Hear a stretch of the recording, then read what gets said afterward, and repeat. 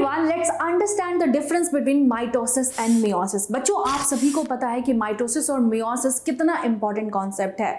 तो माइटोसिस को equational division कहते हैं। क्यों? रीजन इज क्योंकि उनके पेरेंट सेल में जितने क्रोमोसोम्स है वैसे ही बिल्कुल सेम कॉपी होती है, that is in the daughter cells as well.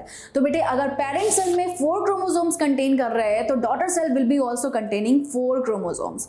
अब अगर अपन मियोसिस की बात करें तो that is also called as reductional division and the name itself defines its definition। Exactly क्या मतलब है? मियोसिस जो है उसको रिडक्शनल डिवीजन इसलिए कहते हैं क्योंकि यहाँ पर जो पेरेंट सेल के अंदर जो क्रोमोसोम्स का नंबर है वो बिल्कुल डॉटर सेल्स में half the number of chromosomes हो जाता है जितना पेरेंट सेल में मौजूद है। अगर parent cell is containing 4 chromosomes then daughter cell will only contain half the number of chromosomes, that is 2 chromosomes. अगर हम माइटोसिस और मियोसिस के एग्जांपल्स की बात करें तो मियोसिस ह्यूमन बींग्स, जितने भी ह्यूमन सेल हैं उसमें जनरली जो गैमेट्स हैं सिर्फ और सिर्फ उन्हीं में होता है। वेयरएज अगर माइटोसिस की बात करें तो माइटोसिस वाला जो टाइप का सेल डिवीजन है that happens in all other sales other than the gametes. So I hope you understood the difference between mitosis and meiosis.